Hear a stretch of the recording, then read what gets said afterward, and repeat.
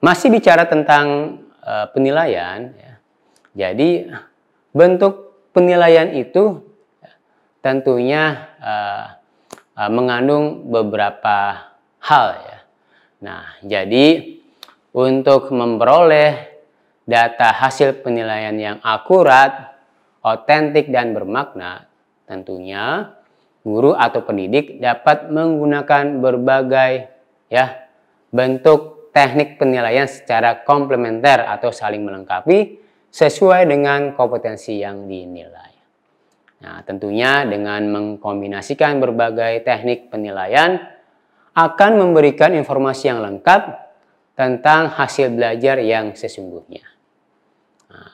Nah, seperti apa bentuk-bentuk penilaian yang dapat digunakan oleh guru atau pendidik, ya.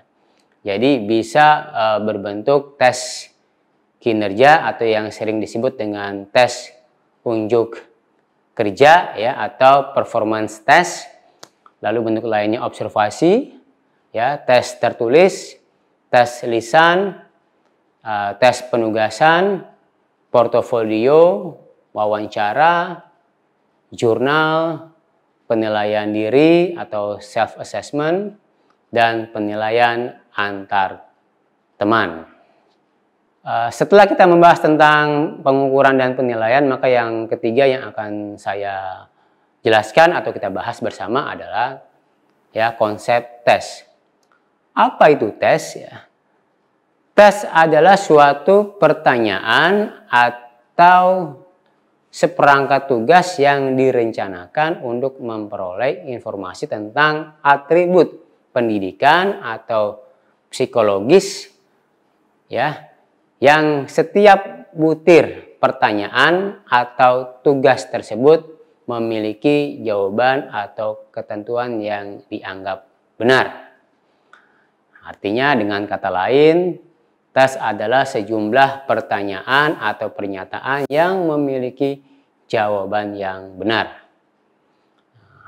Pengertian lain bisa dikatakan tes adalah suatu alat atau prosedur yang sistematis untuk mengukur karakteristik orang atau objek tertentu dengan ketentuan atau cara yang sudah ditentukan.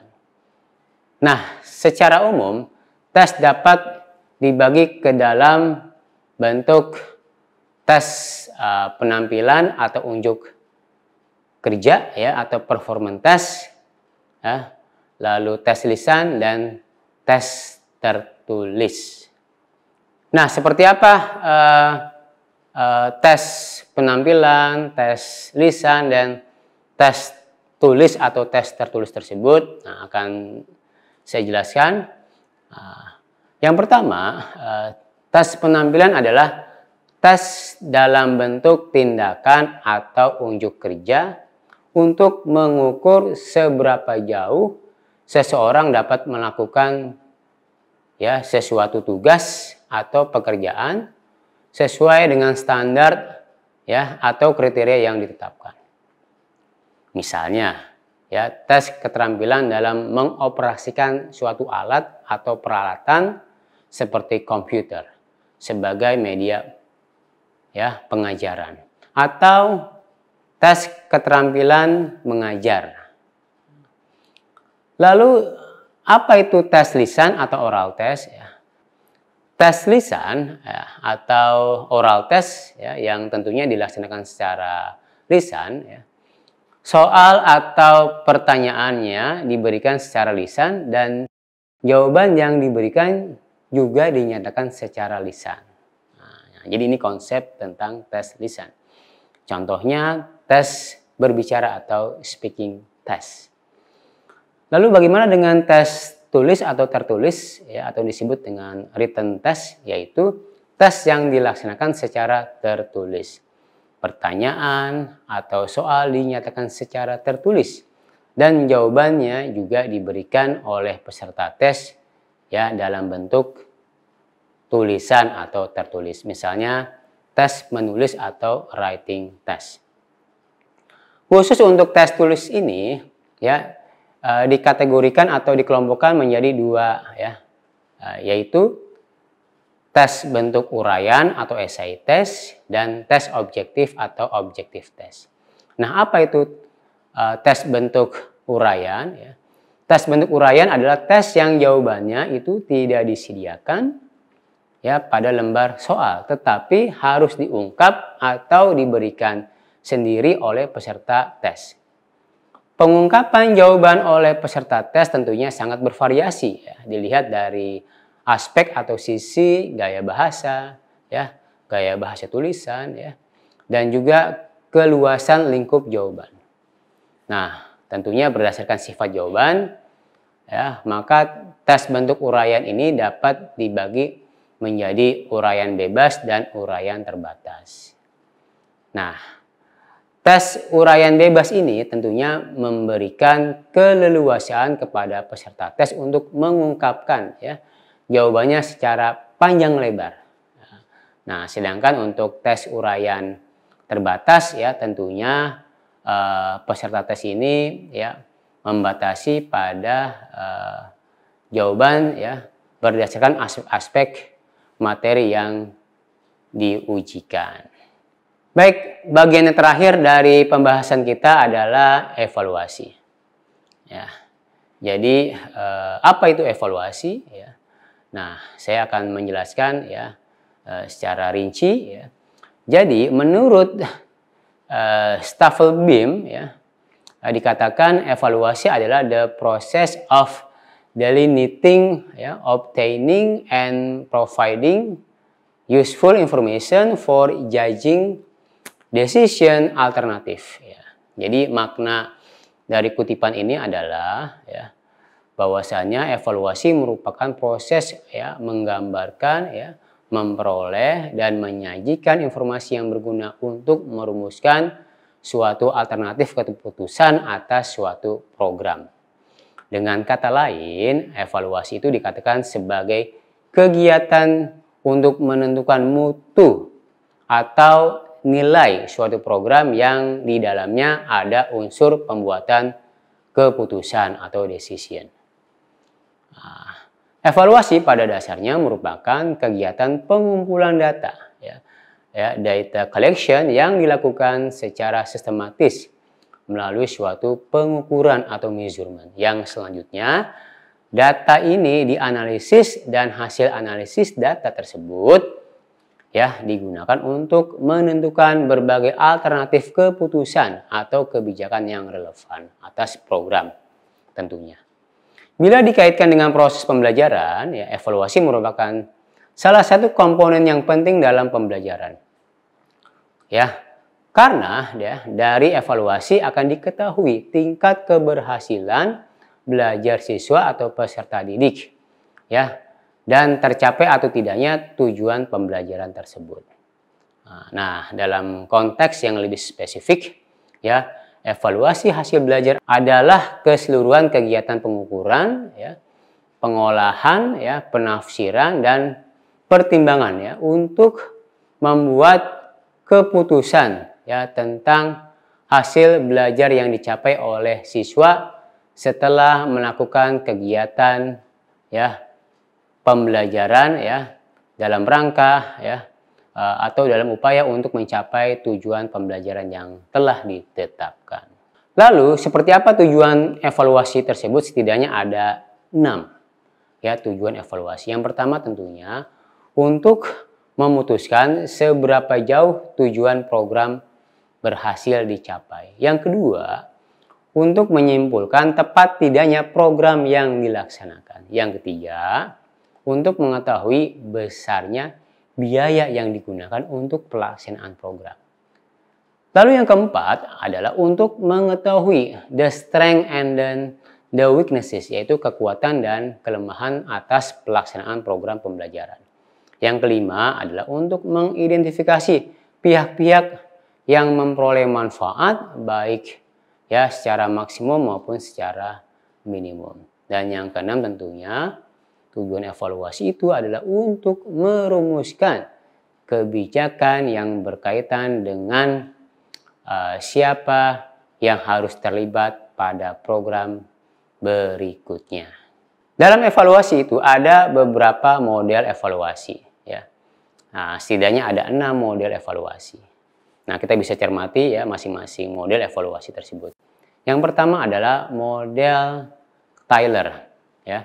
Jadi model Tyler ini sangat populer di bidang pendidikan. Kenapa? Karena model evaluasi ini menekankan ya pada adanya proses evaluasi langsung berdasarkan atas tujuan instruksional ya atau tujuan pembelajaran yang sudah ditetapkan. Nah, esensi dari model evaluasi ini adalah untuk ya suatu proses dan kegiatan yang dilakukan oleh seorang evaluator ya untuk menentukan pada kondisi seperti apa tujuan program yang akan ya atau yang dapat dicapai. Yang kedua adalah model evaluasi sumatif formatif. Seperti apa ya? Jadi model ini merupakan aplikasi atau pengembangan dari model Tyler yang banyak digunakan oleh para pendidik ya atau pengajar untuk melakukan evaluasi terhadap ya suatu program pengajaran. Model yang ketiga adalah model evaluasi continence yang dikembangkan oleh Steck ya, yang secara garis besar model ini difokuskan pada evaluasi bagian awal ya, lalu tahap transaksi dan pada hasil atau outcome. Lalu yang keempat adalah model evaluasi bebas tujuan yang dikembangkan oleh Scriven yang intinya bahwa evaluasi program dapat dilakukan tanpa mengetahui tujuan program itu sendiri. Lalu model yang kelima adalah model evaluasi konteks input proses produk yang disingkat dengan CIPP ya, yaitu merupakan model evaluasi yang menekankan pada evaluasi untuk aspek konteks, masukan, proses, dan hasil. Model evaluasi CIPP ya, pada prinsipnya sangat mendukung proses pengambilan keputusan dengan mengajukan ya, alternatif dan penindaklanjutan konsekuensi dari suatu keputusan. Dan yang terakhir adalah model evaluasi ahli, yaitu model evaluasi ahli merupakan model evaluasi yang memiliki ciri khas ya. Di antaranya manusia dijadikan sebagai instrumen untuk mengambil keputusan ya, lalu ciri lainnya menggunakan kritikan untuk menghasilkan konsep-konsep dasar evaluasi. Nah, sebagai ilustrasi ya untuk memastikan pemahaman kalian semua ya, saya akan memberikan sebuah contoh ya, ilustrasi atas tes ya, pengukuran, penilaian dan evaluasi. Jadi ilustrasinya seperti ini.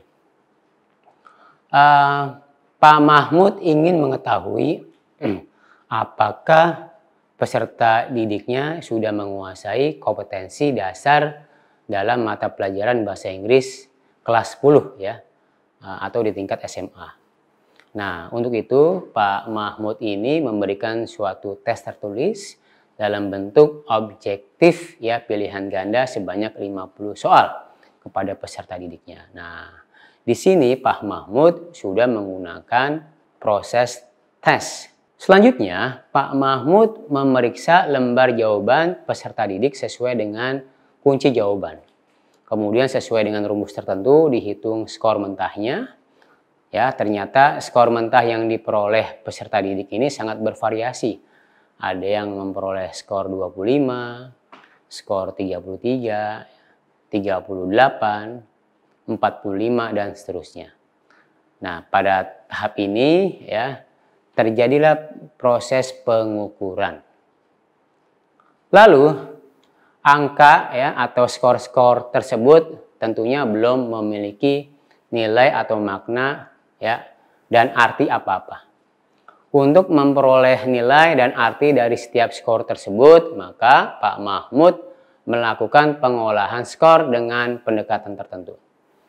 Hasil pengolahan dan penafsiran dalam skala 0 sampai 100 ya, menunjukkan bahwa skor 25 itu memperoleh nilai 50 yang maknanya tidak menguasai.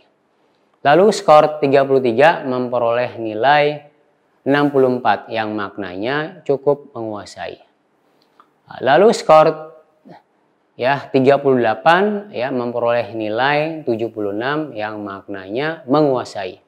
Dan skor 45 memperoleh nilai 90 yang maknanya sangat menguasai atau sangat memuaskan. Nah, sampai di sini ya sudah terjadi proses penilaian. Ya. Nah, jika Pak Mahmud ya menilai seluruh komponen pembelajaran, maka ya berarti terjadi proses evaluasi. Baik, demikian ya bahasan pembelajaran kita hari ini ya mengenai perbedaan pengukuran, penilaian atau asesmen, tes, dan evaluasi.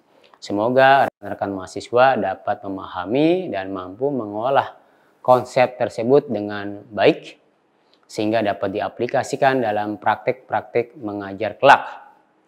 Akhirnya saya mengucapkan terima kasih atas perhatiannya semua. Wassalamualaikum warahmatullahi wabarakatuh.